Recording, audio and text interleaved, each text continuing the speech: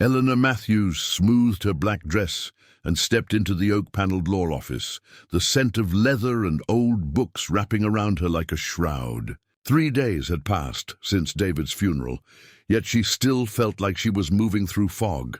Margaret Sinclair rose from behind her mahogany desk, her silver hair pulled into a neat chignon, her expression professionally sympathetic. "Eleanor, please sit," Margaret said, gesturing to the leather chair across from her desk.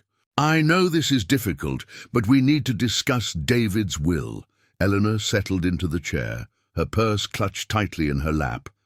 Through the tall windows, she could see the main street of Millbrook, Ohio, where she'd lived for 22 years as David Matthews' wife. The maple trees were beginning to turn amber, and shopkeepers swept fallen leaves from their storefronts. Everything looked normal, but nothing felt right anymore. Margaret opened a thick manila folder and withdrew several documents. David was very thorough with his estate planning. "He left you everything, Eleanor. The house, the business accounts, all investments." She paused, studying Eleanor's face. "The entire estate is valued at just over $30 million. The words hit Eleanor like a physical blow. She blinked, certain she'd misheard. 30 million? Margaret slid a cashier's check across the polished desk. Eleanor stared at the numbers, her vision blurring. She'd known David's consulting firm was successful, but this... They'd lived comfortably, but not extravagantly. She drove a reliable sedan, shopped at the local grocery store, donated to the church fundraiser each year. "I don't understand," Eleanor whispered. "Where did all this money come from?" "David was quite savvy with investments," Margaret replied. "He diversified extensively over the years. Real estate, stocks, bonds. There are also several life insurance policies." Eleanor's hands trembled as she touched the check. $30 million. Enough to travel the world, buy a mansion, never worry about anything again. But all she could think about was David, gone at 57 from a heart attack at his office. No warning, no goodbye. Margaret cleared her throat delicately. "There is one small matter. David maintained a storage unit in Riverside. Unit 247 at Secure Storage Solutions. He paid the monthly fees for years, but I don't know what's inside." She opened her desk drawer and withdrew a small brass key. "This was in his safety deposit box, along with your house deed and insurance papers." Eleanor stared at the key, a cold unease creeping up her spine. David had always been organized, meticulous about their finances. He showed her every bank statement, every investment account. Why would he keep a storage unit secret? "Did he ever mention it to you?" Margaret asked. Eleanor shook her head. "Never." She took the key, its metal warm, from Margaret's palm. "Maybe it's just old business files or something," but even as she said it, Eleanor didn't believe it. David kept his business files at the office or in their home study. He wasn't sentimental about possessions, often joking that he preferred experiences to things. What could he have been storing for years without telling her? The drive to Riverside took 20 minutes through rolling farmland, dotted with red barns and silos. Eleanor had passed Secure Storage Solutions countless times, but never paid it attention. A collection of beige buildings surrounded by chain-link fencing, practical and anonymous. She parked near the office and retrieved the key from her purse, her heart pounding for reasons she couldn't name. Unit 247 was in the back row, identical to dozens of others, with its orange roll-up door and concrete floor. Eleanor inserted the key with steady hands, though her pulse quickened as the lock clicked open. The door rolled up with a metallic screech. Inside, the 10-by-10 space was neatly organized in a way that screamed David's influence. Plastic storage bins lined one wall, each labeled in his precise handwriting. A filing cabinet stood in the corner, and several photo albums were stacked on a small table. Eleanor stepped inside, the air musty and still. She opened the nearest photo album and gasped. David smiled back at her from a dozen pictures, but he wasn't alone. A young woman with auburn hair and gentle brown eyes stood beside him, her arm around his waist. In one photo, she was laughing as David spun her in a circle. In another, they sat on a blanket at what looked like a company picnic, the woman's head resting on David's shoulder. Eleanor's legs gave out. She sank onto the concrete floor, the album heavy in her lap. These weren't business photos or pictures from before their marriage. The woman wore modern clothes, and David looked exactly as he had just a few years ago.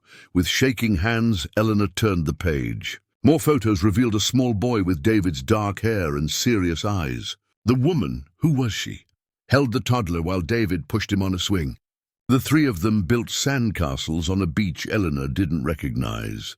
They looked like a family. Eleanor flipped through more albums, each one documenting years of a life she'd never known existed. Birthday parties with homemade cakes, Christmas mornings with wrapping paper scattered across a living room that wasn't theirs. The boy growing older, losing teeth, learning to ride a bicycle with David's steady hand guiding him. At the bottom of one box, Eleanor found official documents. A birth certificate made her blood freeze. Michael David Harrison, father David Matthews, mother Clara Marie Harrison. The date showed the boy was now 10 years old. David had another son. Another family. Bank statements revealed monthly transfers to C. Harrison for 15 years. School tuition payments, medical bills, even a mortgage payment for a house at 412 Elm Street in Millfield, just 2 towns over. Eleanor had driven through Millfield dozens of times, never knowing David's secret life existed mere miles from their own. Eleanor drove home in a daze, the photo albums and documents scattered across her passenger seat like evidence of a crime. Back in her study, their study, she spread everything across the dining table that David had refinished last spring. The same hands that had sanded and stained that oak had held another woman, lifted another child. Her phone buzzed with a text from her sister Ruth. "How are you holding up, honey? Want me to come stay with you tonight?" Eleanor stared at the message, then at the photos of David's secret son. Michael had David's eyes, his stubborn cowlick, even his way of tilting his head when he smiled. A grandson she'd never known existed. She picked up the phone to call Ruth, then set it down. How could she explain this? 22 years of marriage, and David had been living a double life. While Eleanor struggled through fertility treatments, endured 3 miscarriages, grieved the children they'd never have, David had been raising a son with another woman. Eleanor studied the address on the mortgage statements. Clara Harrison. The name felt strange on her tongue. What kind of woman was she? Did she know about Eleanor? Had David told her lies, or had she been complicit in this deception? The rational part of Eleanor's mind said to let sleeping dogs lie. David was gone. She had $30 million and a lifetime of memories that, while now tainted, had contained happiness. She could sell the house, move somewhere far away, start fresh, but another part of her, the part that had loved David completely, had trusted him absolutely, needed answers. Michael was David's son, which meant he was Eleanor's stepson, though he'd never know it. And this Clara Harrison had shared 15 years of David's life, new parts of him that Eleanor never would. Eleanor picked up her car keys and purse. She couldn't unknow what she'd discovered, couldn't pretend that David hadn't built another life in the shadow of their marriage. Whatever the truth was, whatever it cost her, she had to know. She had to meet the woman who'd shared her husband's secret heart and the boy who carried his name. Eleanor sat in her car across from 412 Elm Street, her hands gripping the steering wheel until her knuckles turned white. The small blue house looked exactly like the background in some of David's photos, modest but well-maintained, with flower boxes under the front windows and a child's bicycle leaning against the porch railing. A beat-up Honda Civic sat in the driveway, its bumper held on with duct tape. As she watched, the front door opened, and Clara Harrison emerged carrying 2 grocery bags. Eleanor's breath caught. The woman was younger than she'd expected, maybe 35, with the same auburn hair from the photos, but streaked now with premature silver. Even from a distance, Eleanor could see the weariness in Clara's shoulders, the careful way she moved, as if every step required conscious effort. Clara loaded the groceries into her car, glanced once in Eleanor's direction without seeming to notice her, then drove away. Eleanor waited a moment before following at a distance, her heart hammering against her ribs. She felt like a stalker, but she couldn't help herself. This woman had shared David's bed, borne his child, been part of his daily life for 15 years. Eleanor needed to see her, to understand what David had found in Clara that he hadn't found at home. The Honda pulled into the parking lot of Clara's diner, a small establishment with red vinyl booths visible through plate glass windows. Eleanor parked 3 spaces away and watched Clara walk through the front door, tying an apron around her waist. Through the window, Eleanor observed Clara move between tables with practiced efficiency, refilling coffee cups and taking orders with a smile that never quite reached her eyes. Eleanor's stomach churned. While she'd been living comfortably on David's income, Clara had been working as a waitress. While Eleanor had worried about what wine to serve at their dinner parties, Clara had been raising David's son alone, struggling to make ends meet despite the money David sent. After 20 minutes of sitting in the parking lot like a coward, Eleanor finally entered the diner. The smell of bacon and coffee enveloped her, and a few customers looked up from their meals. Eleanor chose a corner booth and picked up a laminated menu, though she couldn't focus on the words. Coffee? Clara appeared beside her table, pot in hand, order pad tucked into her apron pocket. Up close, Eleanor could see the lines around Clara's eyes, the calluses on her hands from years of manual work. She was pretty in a natural way, without makeup or pretense. Eleanor could imagine David being drawn to that authenticity, that lack of artifice. Yes, please, Eleanor managed, though her mouth felt dry as sand. Clara poured the coffee with steady hands. You look familiar. Do I know you from somewhere? Eleanor's prepared speech crumbled. She'd planned to introduce herself gradually, to ease into the conversation. Instead, she found herself staring mutely at this woman who'd unknowingly been her rival for 15 years. I'm sorry, Eleanor said finally. I think I made a mistake coming here. Clara's eyebrows rose slightly. Everything okay, hon? You look upset. The kindness in Clara's voice nearly undid Eleanor completely. This woman, this other woman, was being gentle with her, concerned about a stranger's well-being. Eleanor fumbled in her purse for money. Just the check, please. Clara scribbled on her pad and tore off the slip. As she handed it to Eleanor, their fingers briefly touched. Eleanor noticed a small scar on Clara's thumb, wondered about the story behind it. How many small injuries and daily struggles had David witnessed in this life that Eleanor knew nothing about? Eleanor left money on the table and hurried out, aware of Clara watching her through the window. In her car, she sat shaking, realizing she'd learned nothing except that Clara Harrison seemed like a decent person, trapped in circumstances Eleanor was only beginning to understand. The next day, Eleanor found herself parked outside Millfield Elementary School at dismissal time. She'd found the school's name on some of the documents in David's storage unit. Michael Harrison was enrolled in 4th grade, and his emergency contact was listed as Clara Harrison. Single mother, Eleanor watched families stream out of the red brick building. Parents chatted with each other, while children ran toward cars and buses. It was a scene of ordinary domesticity that made Eleanor's chest ache with longing. She and David had talked about having children, had tried for years, before Eleanor's body made it clear that it wasn't meant to be. David had seemed to accept their childless state with grace, had told her that she was enough, that they were complete as they were. All lies, a familiar figure caught her attention, the boy from the photographs. Now 10 years old and unmistakably David's son, Michael Harrison had his father's dark hair and serious expression, but when he smiled at a friend, Eleanor saw David's rare, genuine grin. The boy wore jeans with grass stains on the knees and carried a superhero backpack that had seen better days. Clara's Honda pulled up to the curb, and Michael ran toward it, his face lighting up as he saw his mother.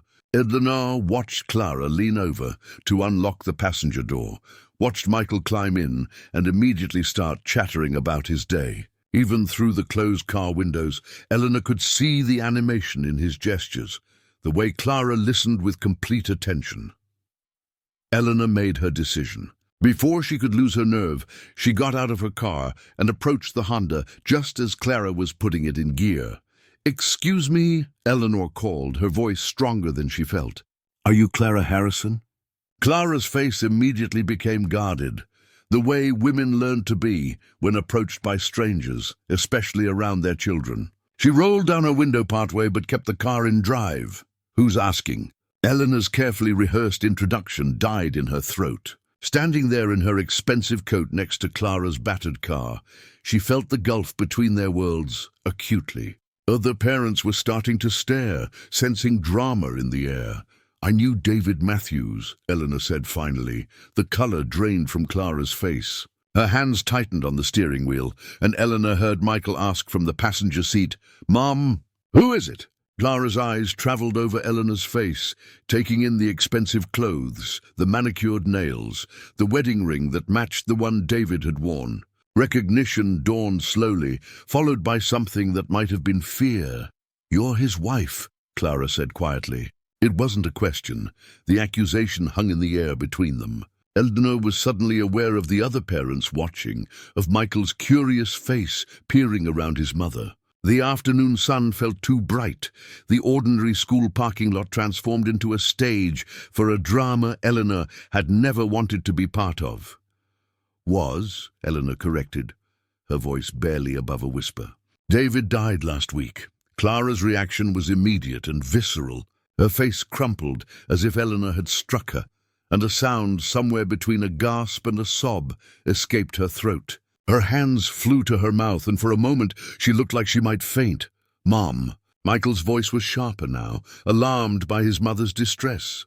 "Mom, what's wrong?" Eleanor realized with horrible clarity that Clara hadn't known. Whatever arrangement David had claimed existed between them. Clara had been as much in the dark about his death as Eleanor had been about Clara's existence. David had died a week ago, and Clara had been going about her daily life, working at the diner, picking up Michael from school, planning for a future that no longer existed, with no idea that the man she loved was gone.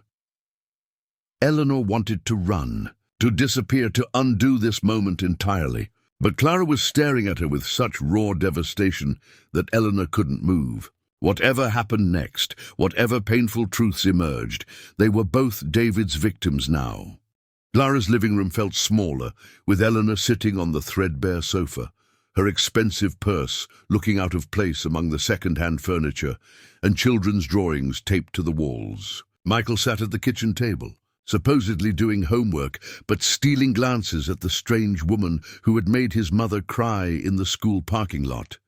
"He told me you knew," Clara whispered, her voice raw from tears. "David said you had an arrangement, that you couldn't have children, and you'd agreed he could have a family with me as long as he provided for both of you. He said you were friends about it." Eleanor felt her world tilt sideways. "An arrangement?" Clara nodded miserably. "He said you were grateful he found love elsewhere because it took the pressure off your marriage, that you preferred it this way." She looked at Eleanor's stricken face. "That wasn't true, was it?"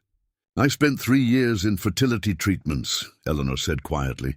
3 miscarriages. David held my hand through every procedure, every disappointment. He told me children weren't meant to be, that we were complete, just the two of us." Her voice cracked.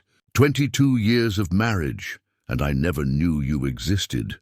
They sat in stunned silence, the weight of David's deception settling between them like a physical presence. Eleanor stared at the family photos on Clara's mantle, images of birthday parties and school plays, a life built in the margins of her own marriage. "Mom," Michael looked up from his math worksheet. "Why is the lady crying?" Clara wiped her eyes quickly. "She's just sad about something, honey. Keep working on your homework." Eleanor watched the boy, David's son, return to his studies. He had David's concentration, the same way of pressing his lips together when thinking hard. A grandson she'd never known existed, studying multiplication tables at a kitchen table David had probably sat at hundreds of times. Clara suddenly stood, agitation replacing her shock. "There's something else you need to know." "About Sarah." Eleanor followed Clara outside, leaving Michael safely absorbed in his homework. They walked 3 blocks in silence to Riverside Cemetery, Clara's steps sure despite her emotional state. She led Eleanor to a small section where newer headstones reflected the afternoon sun. "Sarah Rose Harrison," Clara said, stopping before a pink granite marker adorned with fresh daisies. "Our daughter." She would have been 8 this year. Eleanor's breath caught. "Another child, another secret. Leukemia," Clara continued, her voice hollow. "We fought it for 2 years. David was there for every treatment, every hospital stay. He held her when she was scared, read her stories, promised her she'd get better." Clara's composure cracked. He loved her so much. Eleanor knelt beside the small grave, reading the dates carved in stone. Zara had died 2 years ago, while Eleanor was planning their 20th wedding anniversary party. She remembered David being distracted that spring, working late more often, taking mysterious phone calls in his study. She'd assumed it was business stress. "The medical bills destroyed us," Clara whispered. "Even with David's help, even with insurance. I mortgaged everything, borrowed from everyone. When Sarah died, I thought at least the financial burden would end." She looked at Eleanor with desperate eyes. "But David stopped sending money 6 months ago. I thought maybe his business was struggling. I never wanted to burden him by asking." Eleanor felt sick. 6 months ago, David had been planning their vacation to Europe, booking expensive restaurants, buying her jewelry. While Clara struggled to keep their house, to feed their son, David had been living as if money was endless. "I'm losing the house next month," Clara said simply. "Michael doesn't know yet. I've been trying to figure out how to tell him we're moving to a smaller apartment, that he'll have to change schools." Eleanor stared at the headstone, imagining a little girl with David's eyes and Clara's gentle smile. Her granddaughter, gone before Eleanor even knew she existed. The magnitude of David's betrayal felt crushing, not just the lies, but the callous abandonment of this family in their darkest hour.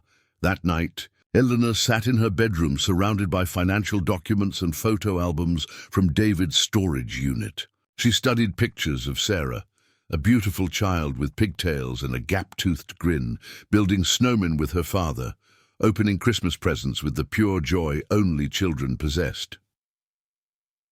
Her phone rang. Ruth again. Eleanor let it go to voicemail, unable to face her sister's well-meaning concern. How could she explain that her entire marriage had been built on lies? That while she'd grieved their childlessness, David had been raising 2 children 20 miles away? Eleanor picked up a photo of David pushing Sarah on a swing, the same swing set visible in Clara's backyard.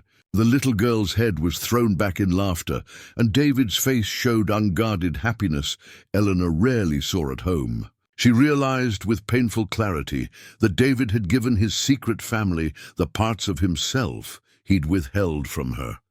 His joy, his playfulness, his complete devotion. She looked at herself in the mirror across the room, seeing a woman she no longer recognized. For 22 years, she'd defined herself as David's wife, as half of their perfect partnership. Now she didn't know who she was or what her life had really meant. "David," she said aloud to her reflection, "you taught me what kind of person I never want to be." The next morning, Eleanor called Margaret Sinclair and requested an emergency appointment. By noon, she was back in the familiar law office, but this time she carried a manila folder of her own. "I need to make changes to my inheritance," Eleanor announced without preamble. Margaret raised an eyebrow. "Eleanor, I'd advise waiting at least a year before making major financial decisions. Grief can cloud judgment." Eleanor slid papers across the mahogany desk. "I'm not grieving anymore. I'm angry, and I'm making this right." She'd spent hours preparing the documents, researching trust funds and educational accounts. Half of David's estate, $15 million, would go to Clara Harrison, not as charity, but as what David should have provided all along. $15 million, Margaret repeated slowly. "Eleanor, this is an enormous sum. Are you certain?" Clara Harrison was David's partner for 15 years. She bore his children, supported his dreams, trusted his promises. "She deserves half of everything he built." Eleanor's voice was steady. "I won't profit from his lies while she loses her home." When Clara arrived at Margaret's office that afternoon, her confusion was obvious. She'd borrowed a dress for the occasion, had styled her hair carefully, but still looked overwhelmed by the formal setting. "I don't understand," Clara said, as Eleanor slid the papers toward her. "Why did you ask me to come here?" "Because David owed you more than monthly payments," Eleanor replied. "He owed you security, honesty, and recognition. I can't give you back your daughter or the years you struggled alone, but I can give you what should have been yours from the beginning." Clara's hands shook as she read the documents. $15 million, she whispered. "I can't." "Why would you?" "Because we were both David's victims," Eleanor said simply. "He stole from both of us. Your peace of mind, my trust, Sarah's chance to grow up without financial worry. I can't undo his choices, but I can choose differently." Clara began to cry, not the desperate sobs of grief, but tears of relief and disbelief. "Michael can go to college," she said through her tears. "I can go back to nursing school. We can stay in our house near Sarah." Eleanor nodded. "There's one condition. I want to be part of Michael's life if you'll let me. I know I can never replace what David took from you, but maybe we can build something honest from the wreckage he left behind." 3 months later, Eleanor pushed Michael on the same swing where David had once played with Sarah. The boys' laughter filled the autumn air as leaves danced around them in the gentle breeze. "Higher, Grandma Ellie," Michael called, and Eleanor's heart soared at the title they'd chosen together. Clara spread a picnic blanket nearby, books scattered around her from nursing school. She'd quit the diner, enrolled in classes, begun building the future she'd always dreamed of. The stress lines around her eyes had softened, replaced by hope. "You know," Clara said, watching Eleanor and Michael play, "David thought he could keep us separated by lies. Instead, he gave us each other." Eleanor caught the swing and pulled Michael into a hug. "Sometimes the worst betrayals lead to the most unexpected gifts." "Mom," Michael said suddenly, looking between the two women who'd become his family, "can we visit Sarah and tell her about Grandma Ellie?" An hour later, 3 figures stood before Sarah's grave in the golden afternoon light. The headstone was new, white marble with angels carved in the corners, and flowers bloomed in the carefully tended plot. Eleanor placed white roses while Michael added a drawing of their family, stick figures holding hands under a bright yellow sun. "I think she would have loved you," Clara whispered. Taking Eleanor's hand, Eleanor squeezed back. "I know I would have loved her." As the sun set behind them, casting long shadows across the peaceful cemetery, Eleanor realized David's greatest lie had led to her greatest truth, that family wasn't about blood or marriage certificates, but about choosing to love, to forgive, to build something beautiful from broken pieces. Michael took both women's hands as they walked back toward the car. "Come on," he said with the easy confidence of a child who knows he's loved. "Let's go home." And for the first time since David's death, Eleanor knew exactly where home was. Thank you for listening to this story until the end. If you enjoyed it, please support the channel. Subscribe, leave a like, and share your thoughts in the comments so you don't miss the next episodes. See you in the next story.